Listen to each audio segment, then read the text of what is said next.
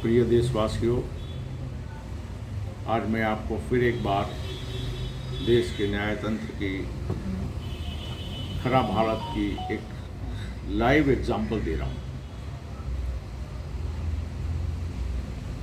मेरा एक case consumer court में था 2021 का। 3 वर्षों में 12 हियरिंग हुई। 10 हियरिंग में रिस्पोंडेंट यानी कि बिल्डर आया नहीं, फिर भी कंज्यूमर कोर्ट के जज हर वक्त तारीख देते रहे। अब आप सोचिए कि जिस देश के अंदर 3 से अधिक हियरिंग में अगर रिस्पोंडेंट या पिटिशनर नहीं आता है तो जज का कर्तव्य है एक्स पार्टी ऑर्डर पास करना, यानी जिसके अगेंस्ट में शिकायत करी गई है उसको आना ही नहीं है। लेकिन दुख की बात तो ये है कि न बिल्डर आता है न उसका एडवोकेट आता है, लेकिन लगातार 7 बार, ऐसे गिनती करें तो टोटल 10 बार, 12 हियरिंग में से 10 बार बिल्डर या उसका एडवोकेट आया नहीं, लेकिन हर वक्त जज उसे तारीख देता रहा। ये इसी बात का संकेत है कि जज डेवलपर और बिल्डर के साथ मिला हुआ है और बिल्डर के अगेंस्ट में केस फाइल करना, ऑर्डर पास करने के लिए वो तैयार नहीं है। मैंने कंप्लेंट की थी क्योंकि हमको 6 साल तक भाड़ा नहीं दिया। मुझे मेरी दुकान 30% सस्ते में बेचनी पड़ी। अब 2018 का पोजीशन देने वाला बिल्डर आज 2025 में भी 2 फ्लोर बना नहीं पाया है, न दुकान पोजीशन दिया है, फ्लैट का तो सवाल ही नहीं आता। ऐसा होने के बाद भी अगर जज बिल्डर के अगेंस्ट में ऑर्डर पास नहीं करता है तो ये क्लियर केस है कि इस देश में जज सबसे ज़्यादा भ्रष्टाचारी है और पब्लिक के लूटने के काम में इस देश के जज, पॉलिटिशियन, एडवोकेट और सरकारी अधिकारी मिले हुए हैं। अगर आप और हम इसी प्रकार सहन करते रहेंगे तो याद रखिएगा, एक दिन सभी की संपत्ति ये 4 लोग लूट लेंगे। जब उसने ऑर्डर पास नहीं किया तो मैंने जज से पूछा कि क्या आपको सिखाना पड़ेगा कि 3 बार नहीं आने पे एक्स पार्टी ऑर्डर पास करना चाहिए। और उसके बाद मैंने शिकायत की थी नेशनल कमीशन में और स्टेट कमीशन में। स्टेट कमीशन ने मेरे पत्र के आधार पर नेशनल कमीशन से लेटर आने पर एक डायरेक्शन दिया कंज्यूमर कोर्ट को। कंज्यूमर कोर्ट से कहा कि 7 दिन के अंदर राजेंद्र ठक्कर का ऑर्डर पास कीजिए। अब देखिए जज कितने निम्न कक्षा का है, कितना बड़ा भ्रष्टाचारी है, उसका उदाहरण देता हूं। जज ने 8 दिन के अंदर ऑर्डर पास किया, लेकिन ऑर्डर में न्यायतंत्र के सभी सिद्धांतों को भूल गया। All principles of justice are ignored. दूसरा, मैंने शिकायत की थी, मैंने 92 लाख का क्लेम रखा था और मैंने वही मांगा जो डेवलपमेंट एग्रीमेंट टर्म्स में था कि भाड़ा देना है। अगर वो हमको 18 महीना में पोजीशन नहीं देता है तो एग्रीमेंट में लिखा था डबल भाड़ा देगा और साथ में हर साल 10% बढ़ा कर देगा। और हमने उसमें सिर्फ 1 लाख रुपये लीगल का और 2 लाख रुपये का मेंटल हैरेसमेंट का किया।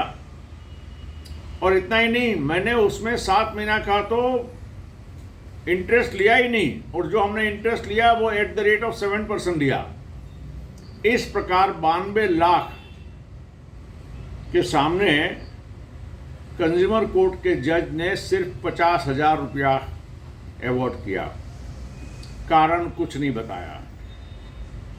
उन्होंने एक बात लिखी कि मैं कंज्यूमर हूँ, दूसरी बात कंफर्म की कि डेवलपर ने अनफेयर ट्रेड प्रैक्टिस की है, एडॉप्टेड, लेकिन डिफिशिएंसी सर्विस नहीं है, इसीलिए आपको सिर्फ 50,000 अवार्ड मिलेगा।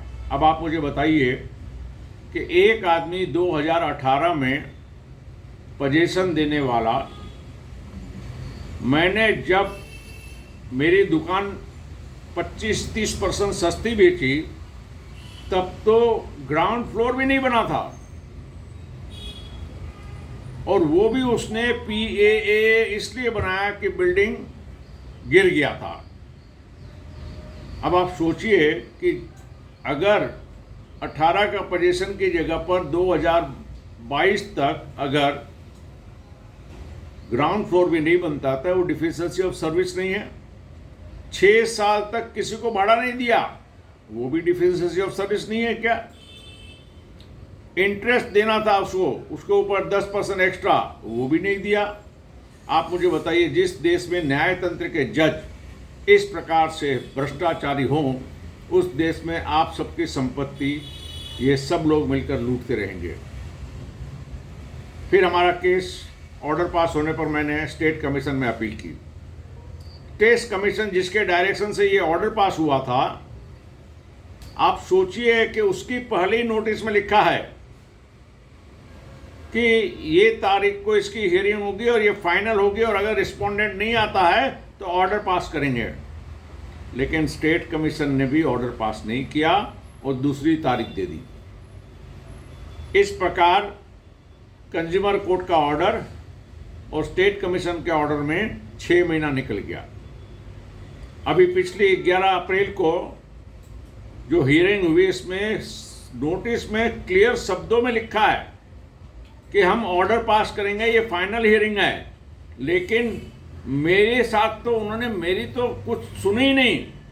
नियम तो ये कहता है कि पार्टी को पिटिशनर और रेस्पोंडेंट दोनों की बात सुननी चाहिए, उसके बाद करना चाहिए, लेकिन रेस्पोंडेंट आता नहीं है और पिटिशनर मैं था, मेरे से कभी कोई बात सुनी नहीं।